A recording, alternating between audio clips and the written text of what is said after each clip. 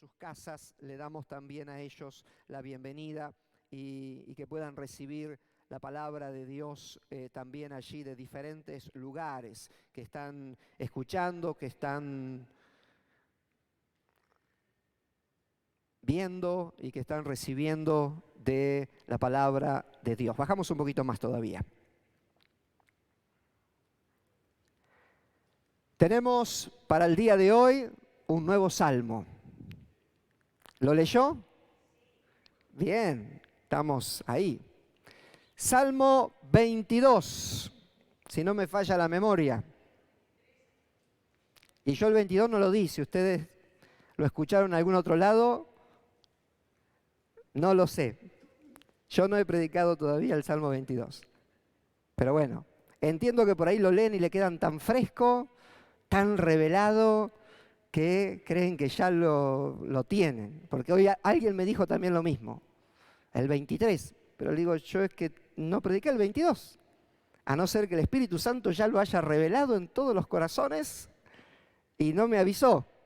Pero de todas maneras vamos a compartir el Salmo 22. Bajamos un poquito más todavía.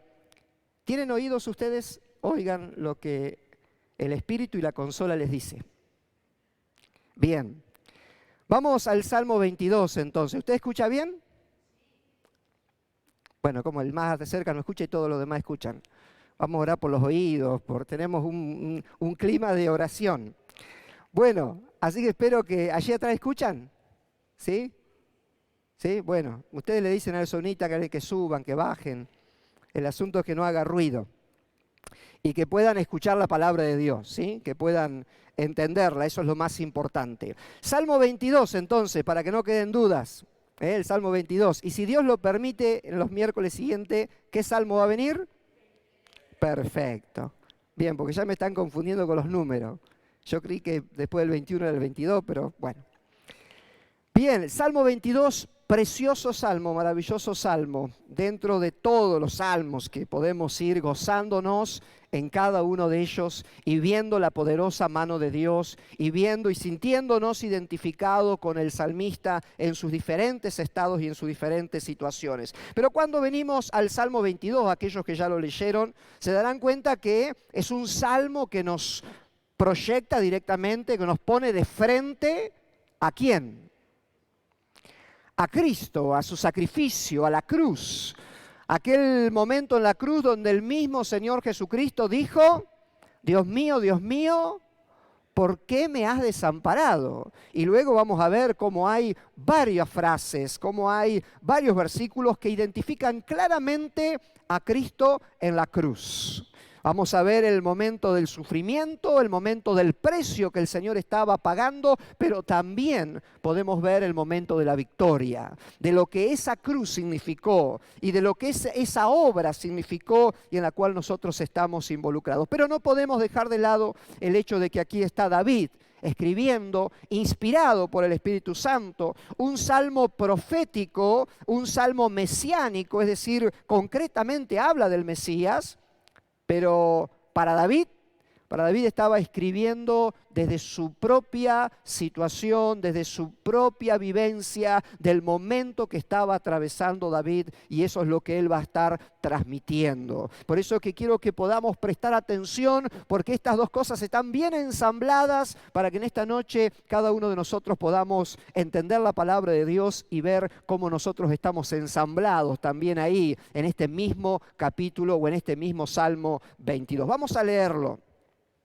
Dice en la palabra de Dios, Dios mío, ¿por qué me has desamparado? ¿Por qué estás tan lejos de mi salvación y de las palabras de mi clamor? Dios mío, clamo de día y no respondes, y de noche y no hay para mí reposo, pero tú eres santo, tú que habitas entre las alabanzas de Israel. En ti esperaron nuestros padres, esperaron y tú los libraste, clamaron a ti y fueron librados, confiaron en ti y no fueron avergonzados. Mas yo soy gusano y no hombre, oprobio de los hombres y despreciado del pueblo. Todos los que me ven me escarnecen, estiran la boca, menean la cabeza, diciendo, se encomendó a Jehová, líbrele él, sálvele, puesto que en él se complacía. pero tú eres el que me sacó del vientre, el que me hizo estar confiado desde que estaba en los pechos de mi madre. Sobre ti fui echado desde antes de nacer, desde el vientre de mi madre tú eres mi Dios. Verso 11, no te alejes de mí porque la angustia está cerca, porque no hay quien ayude. Me han rodeado muchos toros, fuertes toros de Basán me han cercado, abrieron sobre mí su boca como león rapaz y rugiente.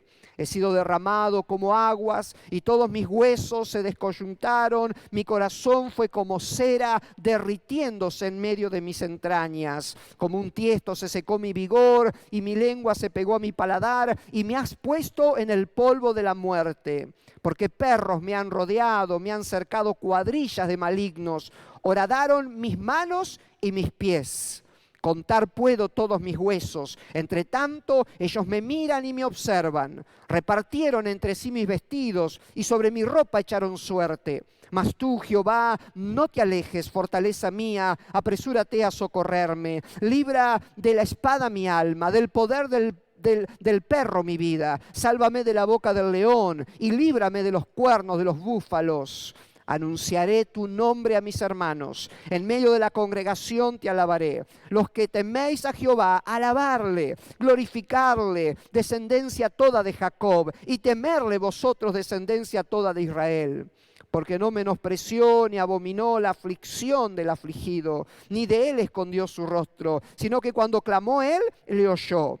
De ti será mi alabanza en la gran congregación. Mis votos pagaré delante de los que le temen. Comerán los humildes y serán saciados. Alabarán a Jehová los que le buscan. Vivirá vuestro corazón para siempre.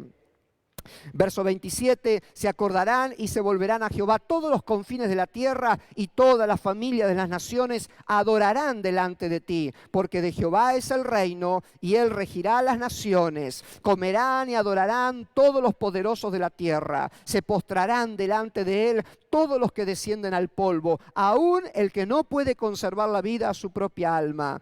La posteridad le servirá. Esto será contado de Jehová hasta la postrera generación. Vendrán y anunciarán su justicia. A pueblo no nacido aún anunciarán que él hizo esto. Gloria a Dios.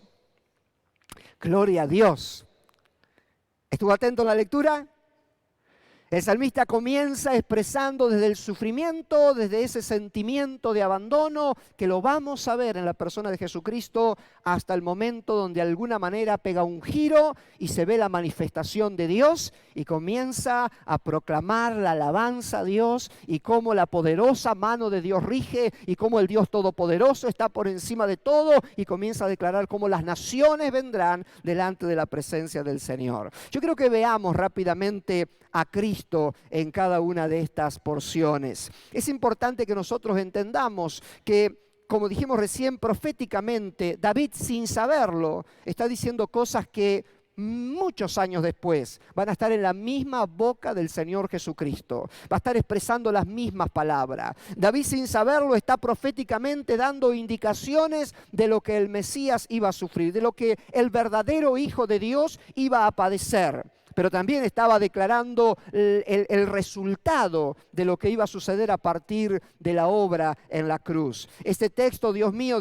si quieren anotar, Mateo capítulo 27, verso 46, es donde Jesús expresa estas mismas palabras en la cruz del Calvario, diciéndole a Dios, ¿por qué? Con esta pregunta de ¿por qué me has desamparado? Este sentimiento, esta sensación, esta realidad de abandono, el Padre estaba dejando solo a su Hijo porque estaba cargando el pecado de todos nosotros. Ahí estaba el Hijo de Dios pagando el precio. Vemos del verso 6, verso 7 y verso 8, donde el salmista dice, despreciado del pueblo. Va a mencionar cómo dice, pasan y menean la cabeza, y está esta condición diciendo, bueno, se encomendó a Dios, que Dios le salve. ¿Se recuerdan Jesús en la cruz? Cuando dijeron, bueno, salvó a otros, que se baje de la cruz. Si verdaderamente es el Hijo de Dios, entonces que descienda de la cruz. Y la gente pasaba y meneaba su cabeza. En otra versión dice, se ríen, se mofan, se burlan de mí en esta condición. Así estaba el Señor allí en la cruz, viviendo esta misma condición de una humillación total, el sentimiento de que el Padre lo había abandonado, la gente, las personas que se burlaban de él y que de alguna manera lo estaban tentando a la duda. Si eres hijo de Dios, si realmente lo eres, a ver, bájate. Si realmente Dios te ama, si realmente, entonces, a ver, manifestalo. Verso 15. Va a poner las palabras el salmista dando de alguna manera a entender ese estado en el cual Cristo estaba en la cruz. Se recuerda cuando una de las palabras o frases de Jesús fue: tengo sed. En medio de su agonía, en medio de su dificultad, el salmista dice, se pegó mi lengua a mi paladar en ese estado crítico. Verso 16 dice: horadaron mis manos y mis pies. Fue perforado Jesús sus manos y sus pies en aquel momento clavado en la cruz del Calvario. Verso 18, repartieron entre sí mis vestidos y sobre mi ropa echaron suerte. Esto está en Juan capítulo 19, verso 24. Claramente este salmo es un salmo que está describiendo el sacrificio de Cristo, el pago del Hijo de Dios muriendo en la cruz del Calvario.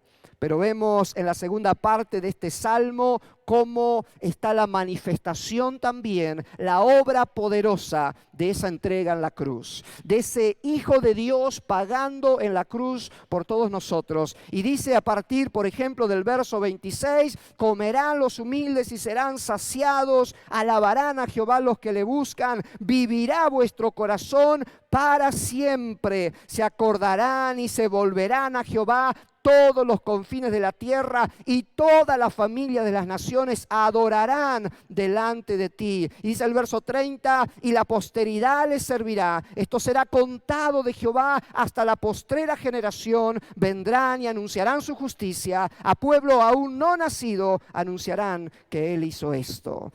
De alguna manera vemos en este salmo cómo en el proceso, de alguna manera, la gloria de Dios irrumpe. Y lo que venía siendo un momento doloroso, sufriente, desgastador, desgarrador, humillante, de repente pega un giro y se ve la gloria de Dios manifestándose. Lo mismo que sucedió en aquel momento de Cristo pagando en la cruz del Calvario. Por un momento la escena es de ese Cristo sufriente, de ese Cristo humillado, de ese Cristo que la gente se burla, de ese Cristo que fue clavado y que fue herido por nosotros. Pero de repente en esa misma historia hay un giro, porque aquel día la Biblia dice que hubo un gran terremoto y los sepulcros se abrieron y allí el velo del templo se rasgó de arriba abajo y hubo tinieblas en aquella tarde, y podemos ver cómo al tercer día la piedra es removida y Cristo resucita, y el poder maravilloso de Dios de alguna manera arrasa con todas esas cuestiones de debilidad, ese Cristo crucificado, ese momento de debilidad, y pasa el Cristo glorioso, poderoso, resucitado, que pagó el precio, que venció en la cruz, venció a la muerte y ahora está en el trono de Dios. Ahora es el Cristo reinante, poderoso y que pagó por cada uno de nosotros.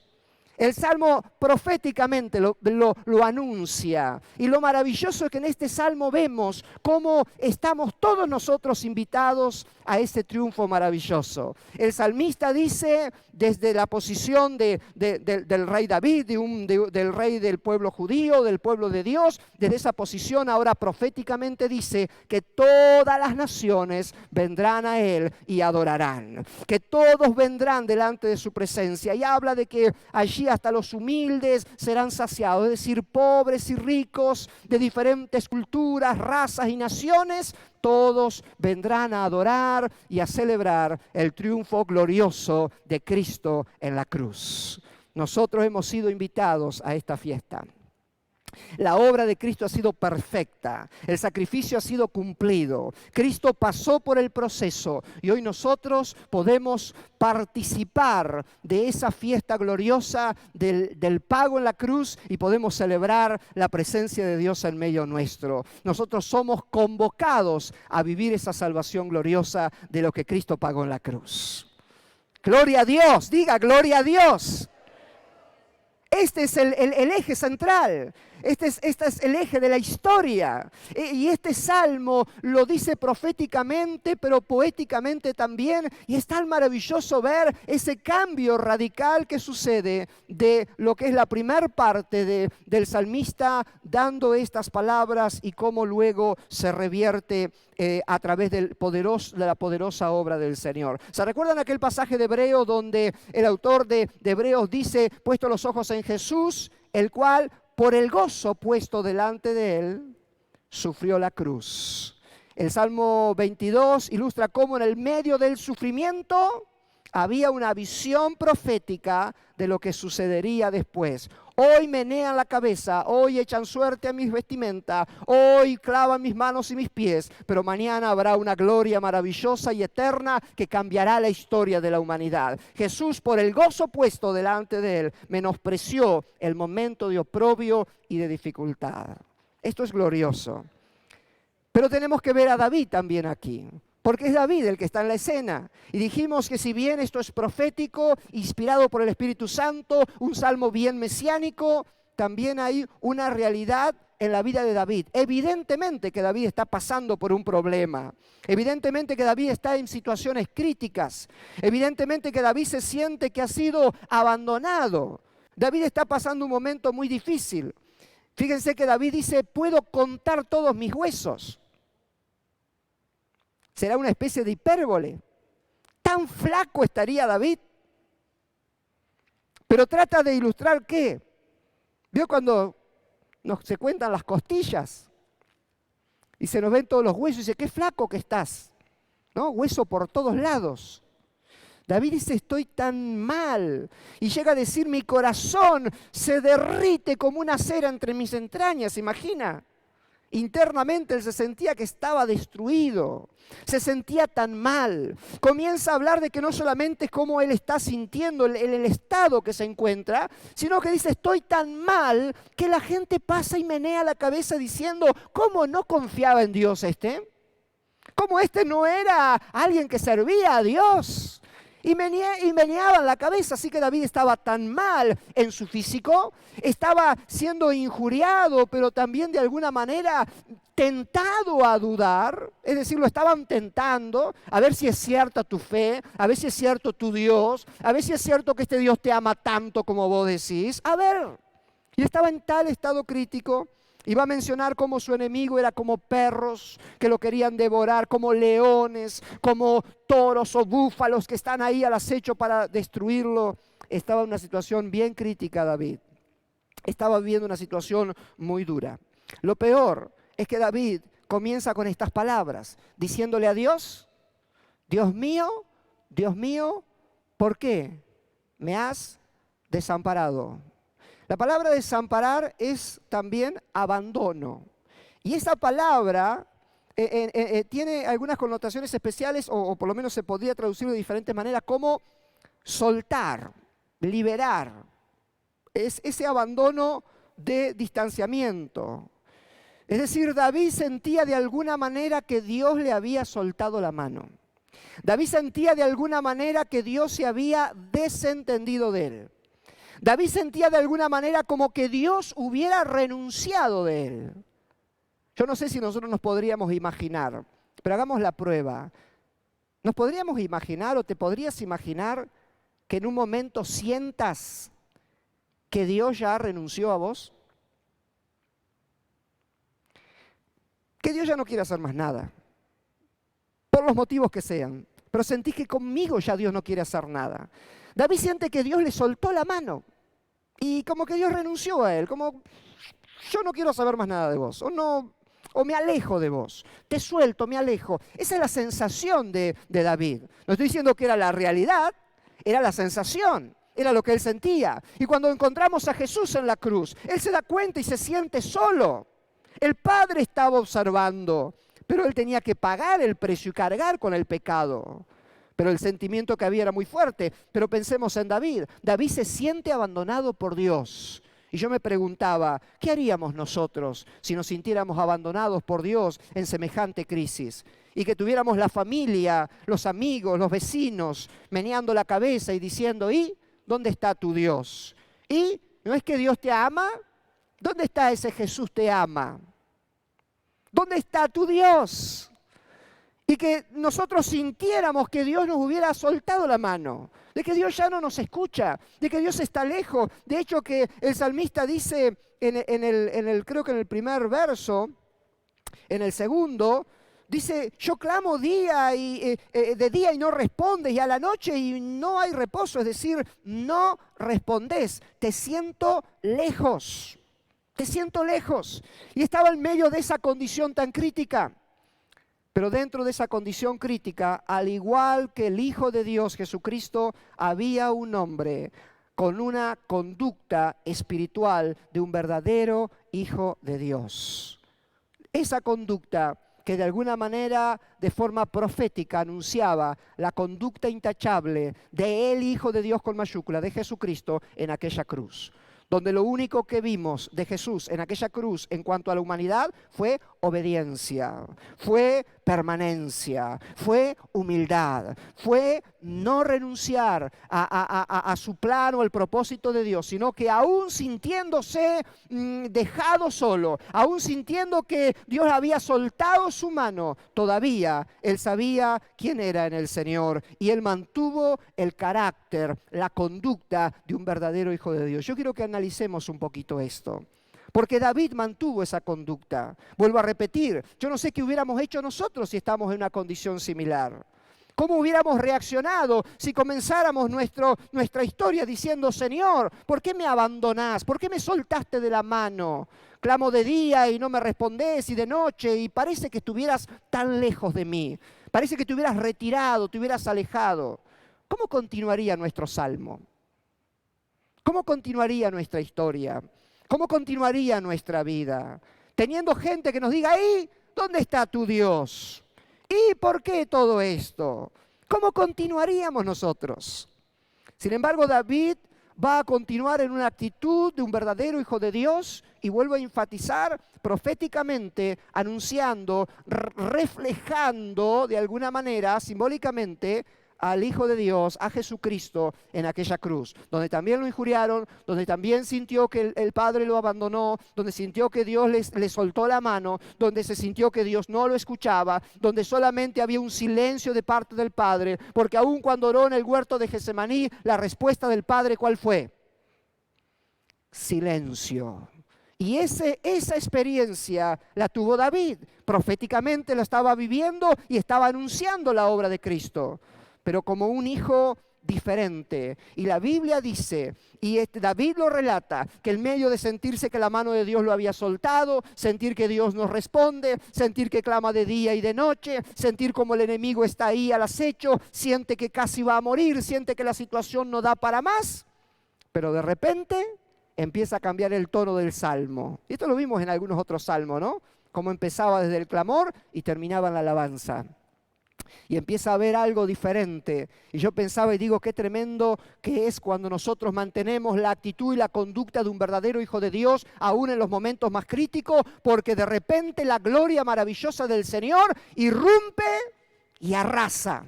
Arrasa con enemigo, arrasa con sentimientos, arrasa con desánimo, arrasa con tantas preguntas, tantos cuestionamientos, tantas luchas, y la presencia maravillosa de Dios hace un cambio radical. Aquí David está en una situación tan dura diciendo, Señor, me soltaste la mano, estoy viendo una situación difícil, estoy a punto de morir, mira mis huesos, estoy flaco, la gente me mira, se burla de mí, pero de repente comienza a decir, Alaben al Señor. Él responde, Él escucha las oraciones, las naciones van a venir. La gloria del Señor comienza a manifestarse, irrumpe de una manera gloriosa. Yo quiero desafiarte a que puedas tomar la conducta de un verdadero hijo de Dios y puedas tener la experiencia que Dios todavía al día de hoy quiere manifestar sobre su iglesia. Irrumpir poderosamente con su gloria y arrasar con aquellas cosas que a veces estamos enredados y muchas veces estamos viviendo la situación crítica, y lo que Dios espera es una conducta de un verdadero hijo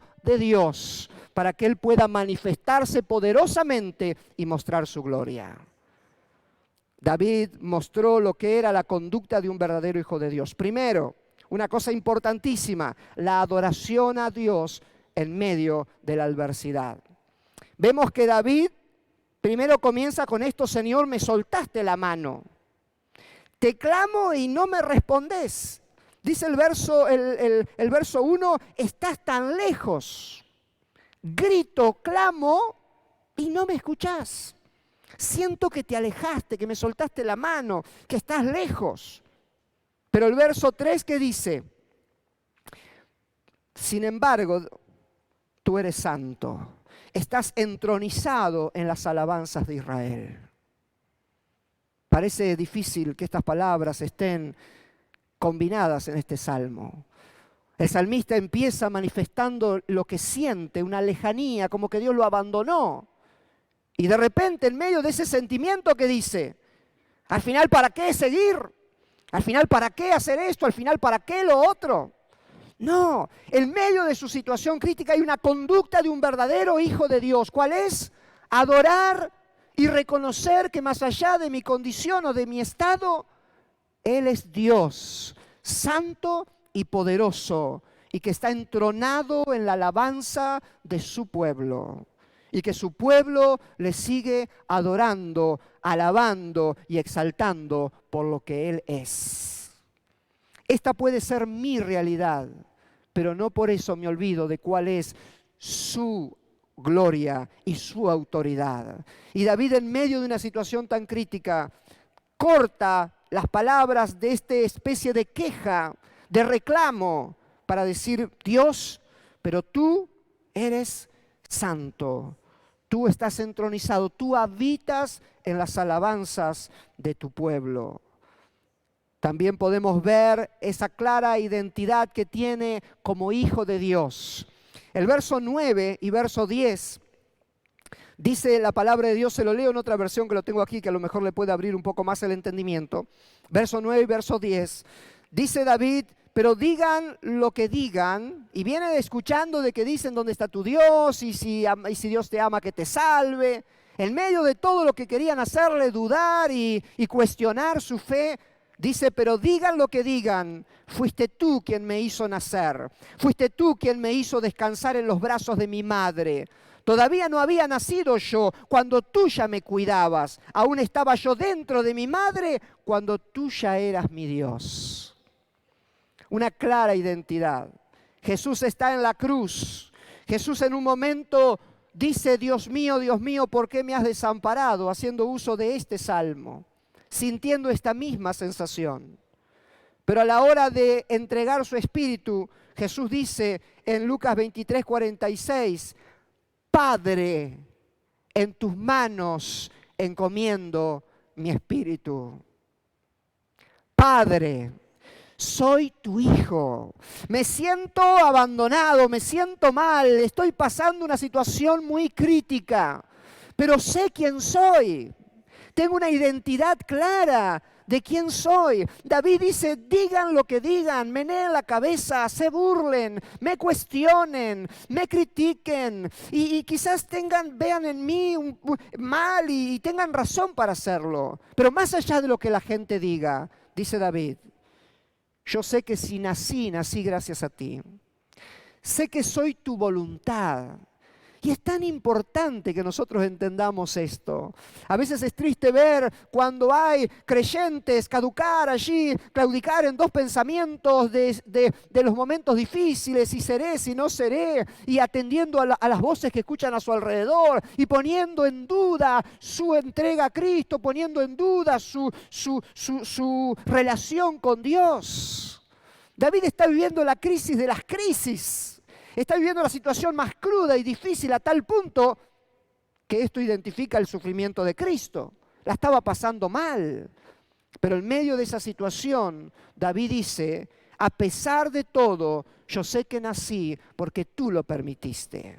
Soy tu voluntad, soy tu plan. Y aún antes de nacer ya eras mi Dios. Fuiste vos el que me cuidaste y el que me pusiste en brazos de mi madre para que me cuidara. Pero tú estuviste siempre ahí, siempre fuiste mi Dios. El Señor desde el principio guía y sostiene y vela por nuestras vidas. Nosotros venimos a Él en determinada edad y a veces pensamos que Dios nos conoce desde ahí. Sin embargo, Dios te conoció desde el vientre de tu madre. Y si naciste, naciste gracias a Dios. Y Él te puso en los brazos de tu madre. Y Él te sostuvo. Y Él es aquel que hace en nosotros y obra todas las cosas. Esta es la conducta de un verdadero hijo de Dios, que puede estar pasando la peor tormenta de su vida, pero puede decir como el mismo Hijo de Dios Jesucristo, Padre, te encomiendo mi espíritu. Estoy viviendo la situación más difícil de toda la historia, pero Padre, encomiendo mi espíritu en tus manos, soy tu hijo. Y esta es la realidad en la cual nosotros necesitamos estar firmes y parados. Otra cosa tan importante y fundamental de la cual es reincidente el libro de los Salmos es el clamor a Dios, la oración, el clamar delante del Señor. Pensemos que David está sintiendo una lejanía. Está sintiendo que Dios se alejó de él. Está sintiendo que Dios le soltó la mano. Está sintiendo que Dios no lo escucha. Pregunto, ¿qué haríamos nosotros? Si orás y sentís que no pasa nada. Y clamás y Dios no escucha. Y lo que empezás a sentir es como si Dios te hubiera abandonado. Dios te hubiera soltado la mano. Esos momentos de desierto, ¿no? Esos momentos de silencio de Dios. Esos momentos donde no encontramos respuesta aparentemente, donde hay un clamor, donde hay una oración y no pasa nada aparentemente. ¿Qué fue lo que David hizo? ¿Dejó de clamar? ¿Dejó de orar?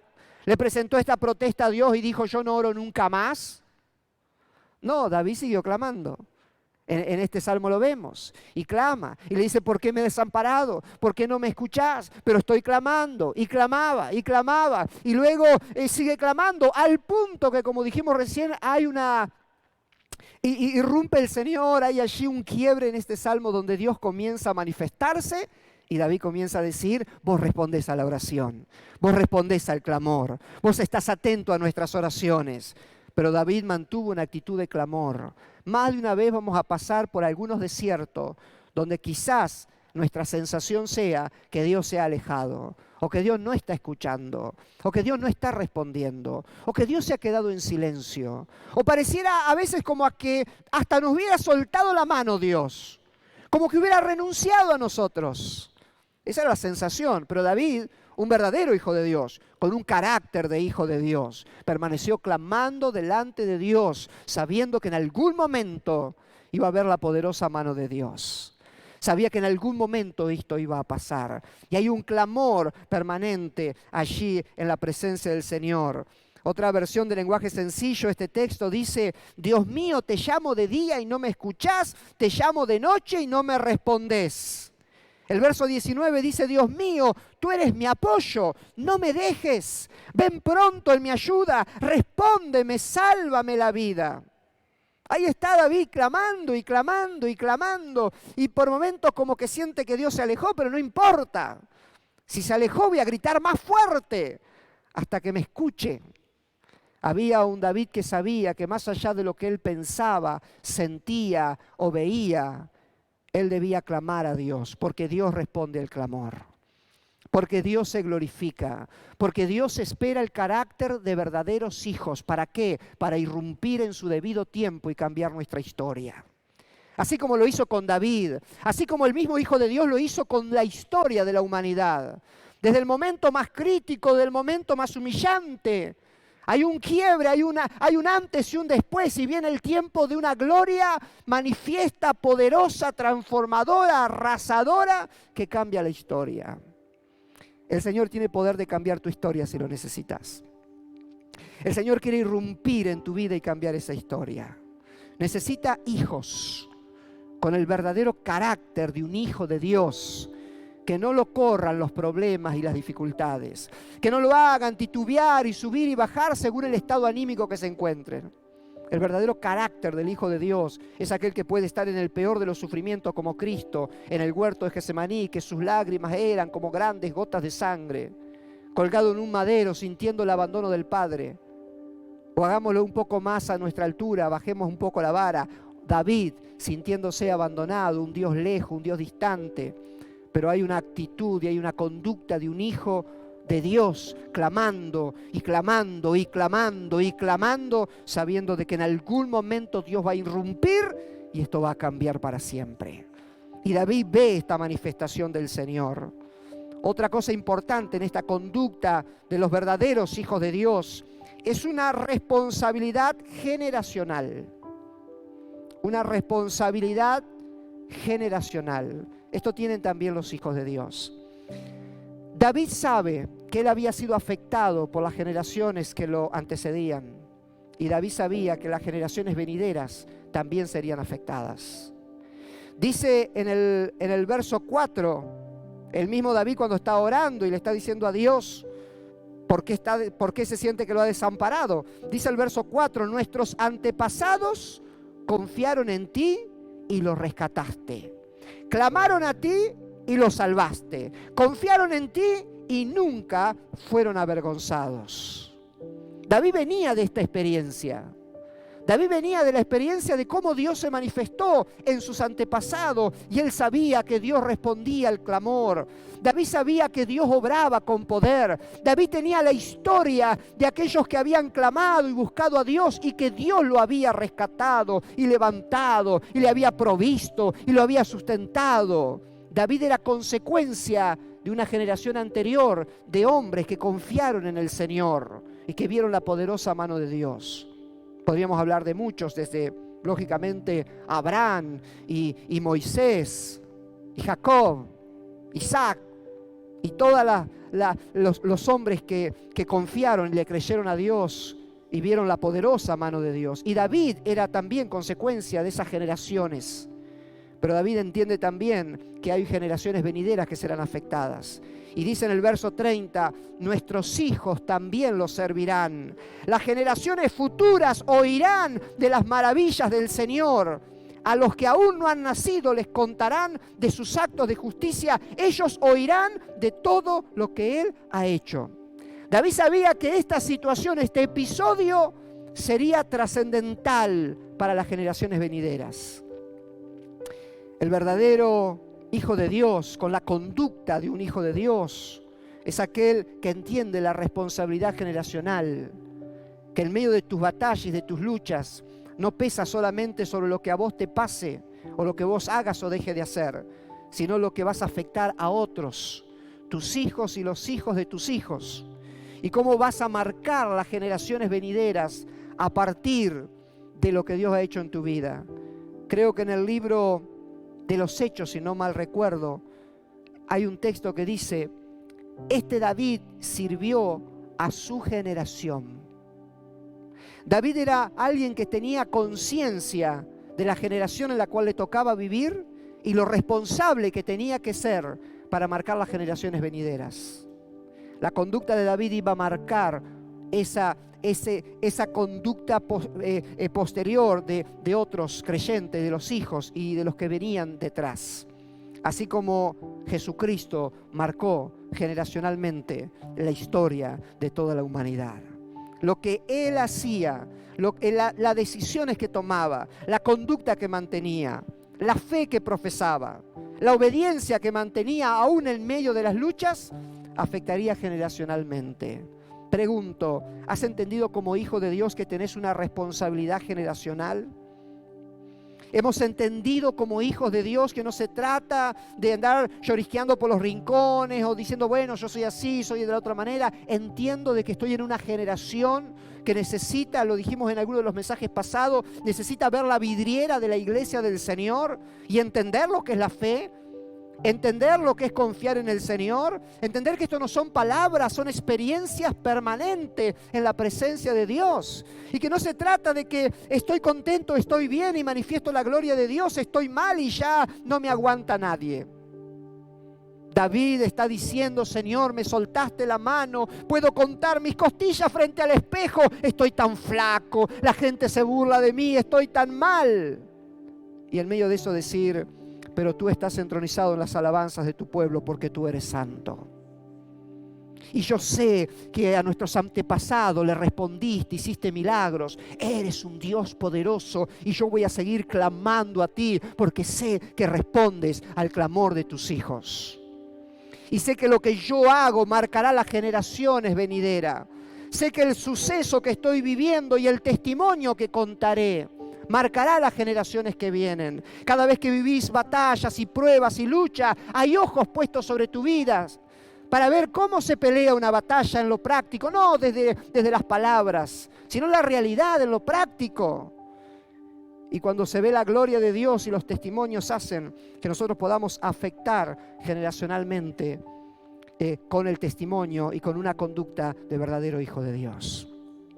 Cuando está esta conducta, cuando está este hijo de Dios peleando batallas, en algún momento irrumpe la gloria de Dios para cambiar la historia. En algún momento hay un vuelco rotundo, en algún momento hay un cambio absoluto. Pero Dios espera hijos con este carácter, que lo mostró David ya proféticamente, que lo vemos en el propio Jesucristo en la cruz del Calvario. Y podríamos analizar muchas otras cosas. Pero yo creo que con esto podemos entender un poco a dónde Dios nos quiere llevar. Es el tiempo para que seas un verdadero hijo o hija de Dios, con el verdadero carácter de los hijos de Dios, y que muestres en tu generación y afectes a las que vienen con un testimonio, con una conducta, con una fe, con un obrar del Señor que pueda hacer que los que vienen después puedan creer y confiar en el Dios Todopoderoso. Diciendo, ellos lo pasaron, ellos lo vivieron, ellos vencieron, la mano de Dios se mostró, así lo puedo esperar yo también. Gloria a Dios, gloria a Dios. Yo quiero que oremos en esta noche y que podamos poner en nosotros la actitud que Dios quiere. Que le pidamos al Señor la fortaleza para tener este carácter de fe. Que podamos tener esta actitud para que no importa las situaciones, podamos ser esos hijos con una conducta de confianza, de adoración, de alabanza, de responsabilidad, de saber que Dios me ha llamado, me ha traído a Él, me ha acercado a Él, con un propósito mucho, pero mucho más grande de lo que a veces nuestra corta mirada puede ver. Cuando nos encerramos en medio de nuestro conflicto y no vemos más allá de lo que Dios quiere hacer. Gloria a Dios que David pudo ver que esto era generacional. Gloria a Dios que Jesucristo, el Hijo de Dios, no se rindió en los momentos de mayor sufrimiento, sino que fue obediente hasta la muerte y muerte de cruz. Aunque se sintió abandonado, aunque se sintió que el Padre le soltó la mano, aunque fue vituperado, aunque fue, a pesar de todo, el carácter intacto de un Hijo de Dios marcó la historia de la humanidad. Podés marcar la historia de muchas personas con tu testimonio, con un carácter cristiano que marque la diferencia. Gloria a Dios. Si querés ponerte de pie, vos que estás aquí en la casa de Dios, y aquellos que estén viendo en algún lugar, poder tomar un momento de oración, hagámoslo. Hagámoslo. Permitamos que el Señor se glorifique, permitamos que el Señor hable y trate con cada una de nuestras vidas. El Señor es maravilloso y si hay situaciones difíciles, confía en el Señor y aferrate a su palabra. Y sabe que Dios es experto en dar giros absolutos y rotundos en aquellos que creen y que confían en Él. Dios es maravilloso para cambiar de repente la historia. Dios es maravilloso para sacarte del pozo más profundo y ponerte en lo especial y en lo más alto. Él es maravilloso. Nosotros confiamos en Él. Y Él busca hijos que puedan ser testimonio para las generaciones venideras. Inclina tu rostro y si querés decirle al Señor que vos querés tener ese carácter, que vos querés verdaderamente ejercer, profundizar en ese carácter de un verdadero hijo de Dios. Y decirle al Señor que Él te pueda usar para marcar la generación en la cual vivís con tu testimonio, pero que también aún las generaciones venideras sean marcadas a través de esa confianza, a través de esa fe, y pueda verse la poderosa mano de Dios sobre tu vida. Decile al Señor, por un momento toma la responsabilidad, por un momento ponete en la condición de quien Dios ha escogido. Desde el vientre de tu madre Dios te ha cuidado y Dios ha puesto los ojos sobre tu vida. Y luego vas a poder permitir que la gloria del Señor se mueva de una manera extraordinaria. Y que así como vemos en este salmo, también suceda en nuestras vidas, como irrumpe y esa gloria del Señor lo transforma todo. Y de un momento tan crítico, pasar un momento de alabanza, de gloria, donde las naciones vendrán y adorarán y donde hay un giro rotundo en la historia. Podemos permitir de esta manera que Dios se glorifique en nuestras vidas. Padre, en el nombre de Jesús, en esta noche, Señor, tú estás viendo el corazón de cada vida, de los que están aquí en tu casa, como de aquellos que están viendo esta transmisión. Padre, tú les conoces y sabes de las luchas, de los sufrimientos, de las limitaciones. Señor, conoces de las metas, los objetivos, Señor, de ese diario vivir y de las cosas cuando se vuelven difíciles. Padre, tú conoces a aquellas personas o hijos tuyos que hoy les toca vivir situaciones bien difíciles y quizás hasta han escuchado las palabras que David escuchó de aquellos cercanos que dicen: y bueno, entonces ¿dónde está tu Dios? Señor, y de esta manera siendo tentados, Señor, a la duda, al cuestionamiento, a la queja. Señor, aquellos que en esta noche están escuchando estas palabras y se sienten identificados en esa conducta de verdaderos hijos de Dios que a veces les falta, y que en los momentos críticos, Señor, no hay adoración, que en los momentos críticos no hay una voz que se eleva para alabar y exaltar tu nombre. Padre, tú estás viendo y tú le conoces. Tú sabes, Señor, de cada uno cómo somos, Señor, en la condición que estamos. Padre Santo, yo te pido que tú te glorifiques en esta noche y que obres con poder sobre cada vida. Señor, aquellos que con sinceridad en esta noche te dicen: Señor, yo quiero tener esa conducta, quiero ser ese verdadero hijo tuyo que pueda afectar esta generación y que pueda afectar las generaciones venideras con el testimonio de fidelidad, de obediencia, de clamor, de oración, de adoración.